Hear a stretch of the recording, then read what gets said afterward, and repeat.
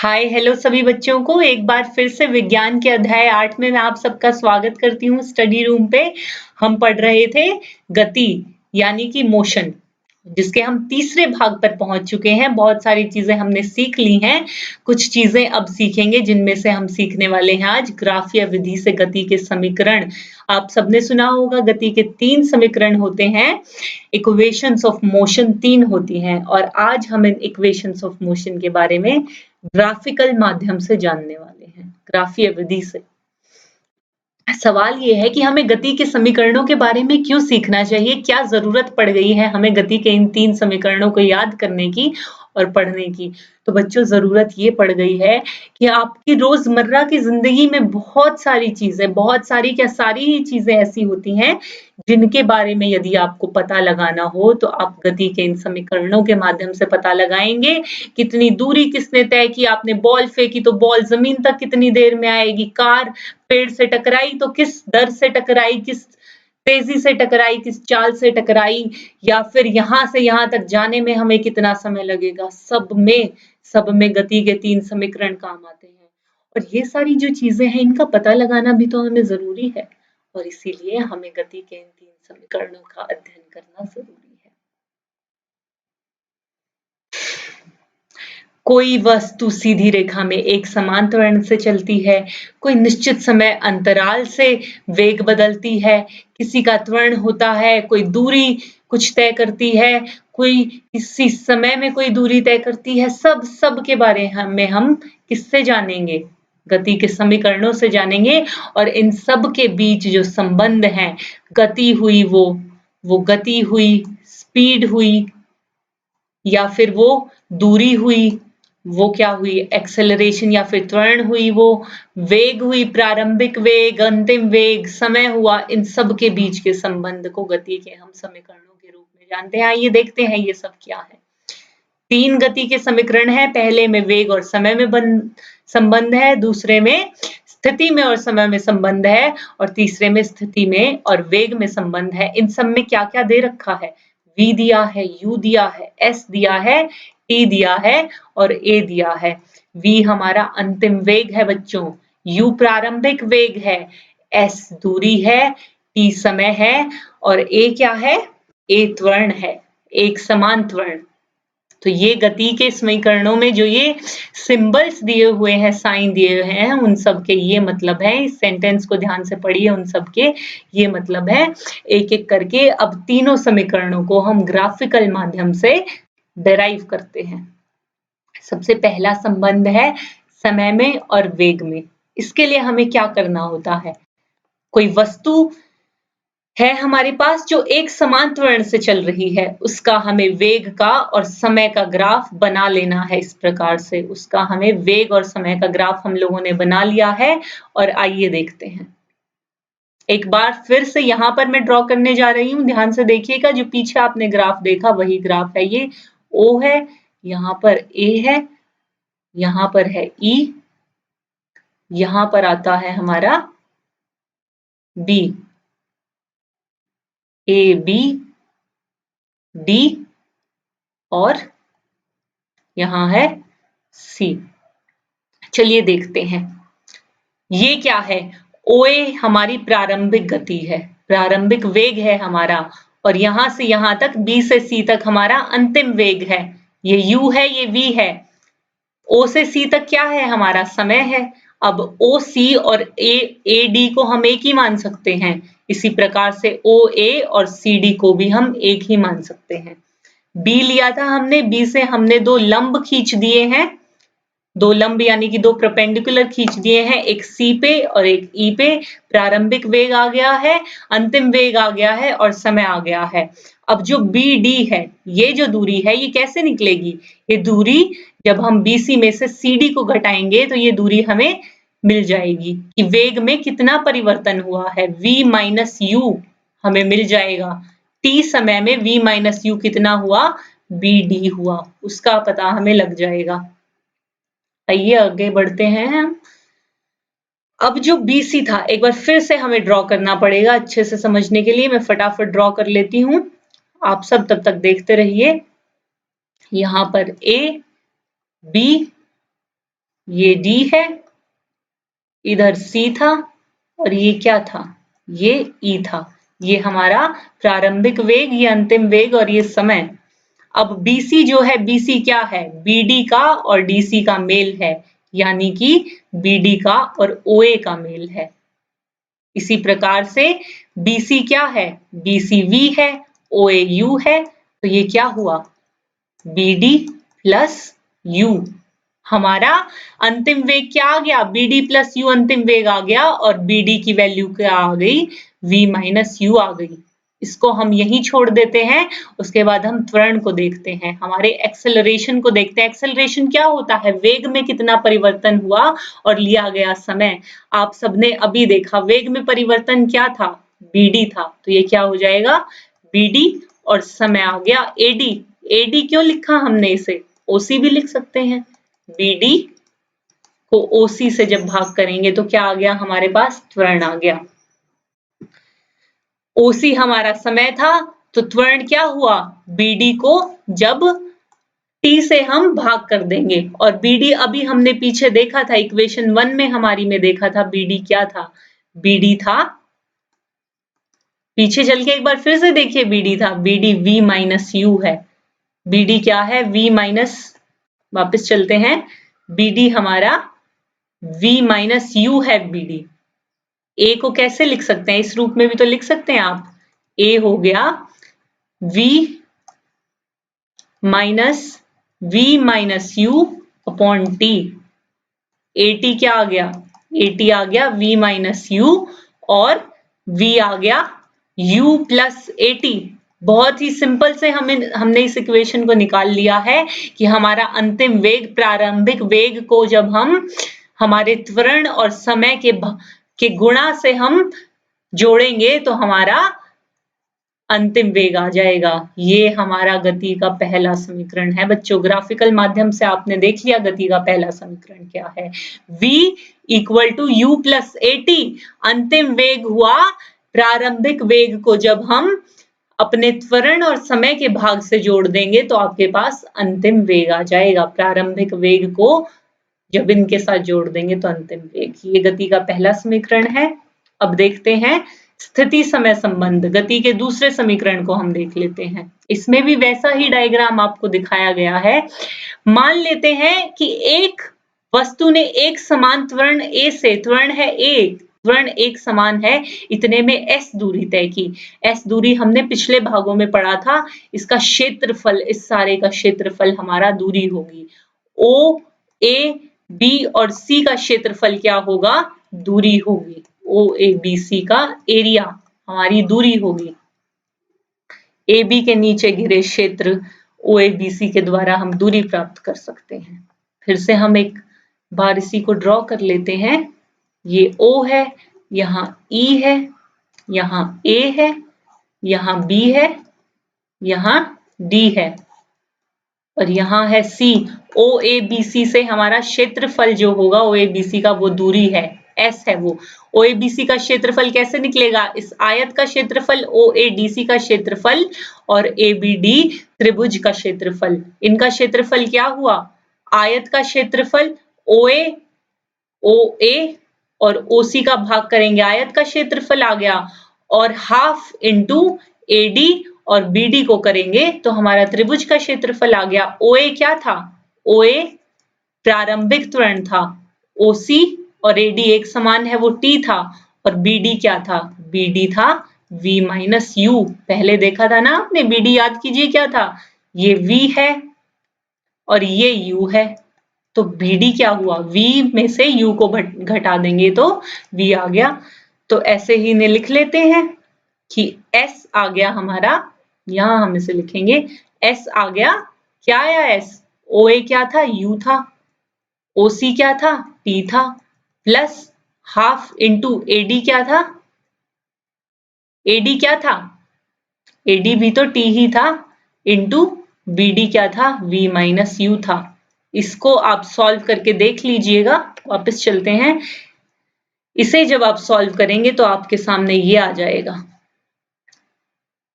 इसका अर्थ हुआ S is equal to UT plus half AT square simple सा हमारा गति का दूसरा समीकरण आ गया। दूरी ऐसे निकालेंगे हम, ये स्थिति में और समय में संबंध है, दूरी में और समय में संबंध है। तीसरे समीकरण की ओर चलते हैं, जिसमें स्थिति में और वेग में संबंध है, पोजीशन में और वेलोसिटी में है। हमारा ये क्षेत्र जो है ये फिर से दूरी बताता है, S हो गया OABC का क्षेत्रफल। आइए चलते हैं, S क्या हुआ, S ये हो गया, OA U था, BC V था, OC T था। सरल सी भाषा में इसने हमें ऐसे लिख लिया। लेकिन हमने पहले में क्या देखा था, पहली इक्वेशन में क्या देखा था, पहली इक्वेशन क्या थी, AT equal to U plus AT, V equal to U plus AT, जिससे हमने U को इधर लाके T की वैल्यू निकाल ली है। T की वैल्यू ये आ गई, इस T की वैल्यू को इसमें रख दीजिए। इसमें रखने के बाद सॉल्यूशन ये आ गया, सॉल्यूशन ये आ गया। तो हमारा तीसरा समीकरण क्या हुआ, 2AS is equal to V square minus U square. Simple mathematics है, सिर्फ आपको सॉल्व करना है, वैल्यूज पुट करते जाना है और सॉल्व करते जाना है। ये तीसरा समीकरण आ गया, जिसका उपयोग बहुत सारी जगह पर होगा। अब कुछ समस्याएं हैं जिनमें हम गति के समीकरणों का उपयोग करेंगे। राहुल ने अपनी साइकिल चलाना शुरू की, समय है 30 सेकेंड, T है 30 सेकेंड, 6 मीटर प्रति सेकेंड का वेग प्राप्त कर लिया। प्रारंभिक वेग है 6 मीटर प्रति सेकेंड। इस प्रकार से ब्रेक लगाता है, साइकिल का वेग अगले 5 सेकेंड में कम होकर 4 मीटर प्रति सेकेंड हो जाता है। ये सवाल आपका पहले भी आया था, उसी तर्ज पर इसे दोबारा सॉल्व करेंगे। पहला मैंने आपको समझा दिया था। अगले सवाल में समय दे रखा है, प्रारंभिक वेग और अंतिम वेग दे रखा है। त्वरण आप लोग निकाल लेंगे। A क्या होता है, A होता है AT plus U, V is equal to AT plus U। ये लगा के इसे निकाल लेंगे और इसी प्रकार से S भी निकाल सकते हैं आप दूसरे समीकरण से। ऐसे ही आपको A दे रखा है और T दे रखा है, तो आपको S निकालना है। गति के समीकरण निकालकर S निकालेंगे आप। इसी प्रकार से आपको ये सारे सवाल जो हैं सॉल्व करने हैं।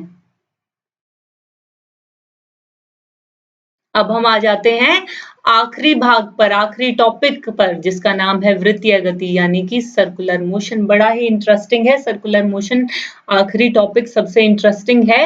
आइए देखते हैं सर्कुलर मोशन को हम लोग।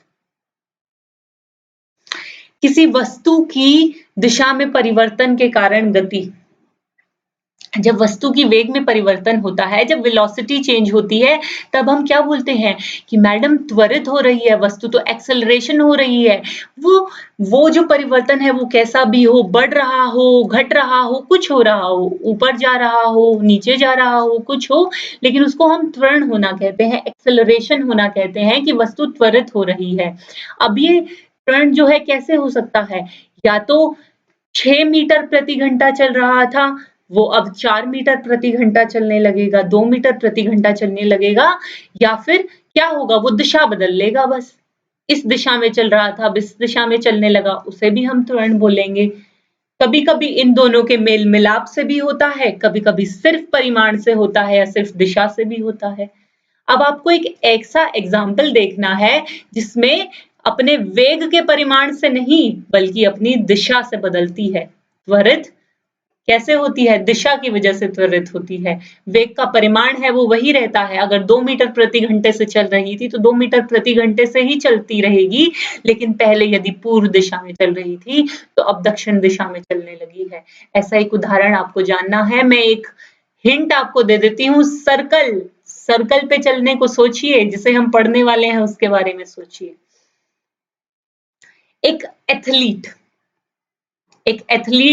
एक आयताकार पथ पर चलेगा, एक षटकोणीय पथ पर, एक अष्टकोणीय जिसके 8 कोने हैं, जिसके 6 कोने हैं, जिसके 4 कोने हैं, इन पर चलेगा, और एक वृत्तीय पथ पर चलेगा। इतने में वो अपनी दिशा इसने 4 बार बदली, इसमें 6 बार बदली, इसमें 8 बार बदली। क्या आप इसमें बता सकते हैं कि कितनी बार दिशा बदली? उसने अनगिनत बार दिशा बदली। यदि अनगिनत बिंदु हैं तो उसने हर बिंदु पर अपनी दिशा बदली। जब वो एक वृत्ताकार पथ में चल रहा है, उसका वेग का परिमाण भले ही वही हो, लेकिन हर पॉइंट पे, हर बिंदु पर उसकी दिशा बदल रही है, हर बिंदु पर बच्चों उसकी दिशा परिवर्तित हो रही है। इसे हम त्वरण ही तो बोलेंगे। दिशा का परिवर्तित होना भी तो क्या है? दिशा का परिवर्तित होना भी हमारा त्वरण ही तो है। वृत्तीय गति। एक वृत्तीय पथ पर नियत परिमाण वाले वेग के साथ दौड़ता है। 2 मीटर प्रति घंटे से दौड़ रहा था या 2 मीटर प्रति सेकंड से दौड़ रहा था। दौड़ तो अभी भी 2 मीटर प्रति सेकंड से दौड़ रहा है, लेकिन हर बिंदु पर उसकी दिशा परिवर्तित हो रही है। गति त्वरित हुई, परिमाण भले ही सेम है, दिशा तो अलग है, तो गति क्या हुई? हमेशा और हमेशा गति त्वरित होगी। एक सर्कुलर पथ पर, एक वृत्तीय पथ पर कभी भी गति समान नहीं हो सकती। गति एक्सेलरेटेड, मोशन एक्सेलरेटेड हमेशा होगा। एक समान वृत्तीय गति, एक समान वृत्तीय गति को हम जानते हैं जब वो एक समान त्वरित होती है। मान लीजिए ये वृत्तीय पथ है, r इसकी त्रिज्या है, तो इसका जो सरकमफ्रेंस होगा, जो परिधि होगी, वो 2 पाई r होगी। अगर एथलीट एक r त्रिज्या वाले वृत्तीय पथ का चक्कर लगाने में t सेकेंड का समय लेता है, t सेकेंड उसको लगती है, 2 पाई r का वो जो दूरी है वो t समय में तय करता है, तो v क्या आएगा? 2 पाई r को जब t से भाग कर देंगे, वेग हमारा दूरी को जो अब हम समय से भाग कर देंगे, तो v हमारा उसका वेग आ गया। जब एक वस्तु वृत्तीय रास्ते पर एक समान चाल से चलती है, तो हम उस गति को एक समान वृत्तीय गति कहते हैं। ये v किसी भी पॉइंट पर बदल नहीं रहा है, तो हम उसे क्या बोलेंगे? एक समान वृत्तीय गति बोलेंगे। एक समान वृत्तीय गति त्वरित हो रही दिशा बदलने के कारण, लेकिन v एक समान है, तो वो हुई एक समान वृत्तीय गति। आपने कभी सोचा है, एक सवाल मैं आप सबके सामने पेश करती हूँ, हम वृत्तीय पथ की बात कर ही रहे हैं, तो कि अगर सूर्य मंडल से गायब ही हो जाए, हमारे सारे ग्रह हैं जो चक्कर काटते रहते हैं, 8 ग्रह, यदि ये सूर्य मंडल से गायब हो गया, तो इन ग्रहों का क्या होगा? ग्रह, सोचिए, जवाब है अगली स्लाइड में। ग्रहों का क्या होगा? ये ग्रह सीधी दिशा में चलना शुरू कर देंगे। ये स्पर्श रेखा जो है, अपनी स्पर्श रेखा पर चल देंगे। ये इस पॉइंट पर थे, इस पॉइंट से सूर्य गायब हो गया, तो अब इन्हें खींचने के लिए कोई मौजूद ही नहीं है, वो सीधे निकल जाएंगे। अपनी दिशा बार-बार बदलने की बजाय जो स्पर्श रेखा थी, उस पर सीधे ये गतिमान हो जाएंगे, सीधी दिशा में चलना शुरू कर देंगे। सूरज इन्हें अपनी ओर खींचता है, इसीलिए ये कैसे चलते हैं? ये एक वृत्ताकार पथ पर चलते हैं। ये देखिए, इसमें यही लिख रखा है कि यदि सूर्य गायब हो जाएगा, तो ग्रहों को आकर्षित करने के लिए कुछ बचेगा ही नहीं, वो अपनी स्पर्श रेखा की दिशा में बढ़ जाएंगे। अगर ये ऐसे चल रहा है, इस पल वो जिस दिशा में मुड़ने वाला था, लेकिन सूरज ने उसको अपनी ओर खींच लिया, अब सूरज हट गया, तो ये इसी दिशा में सीधे चले जाएगा। इससे पता चलता है कि जब वो वृत्ताकार पथ पर चल रहे थे, तो हर बिंदु पर, हर पॉइंट पर उनकी दिशा बदल रही थी। ये ही सिद्धांत हम, एक पत्थर लीजिए, पत्थर को घुमाइए, पत्थर को जिसी पल आप छोड़ देंगे, जिसी पल उसको आप आकर्षित करना छोड़ देंगे, उसी पल वो अपनी स्पर्श रेखा पे चलते हुए कहीं दूर निकल जाएगा।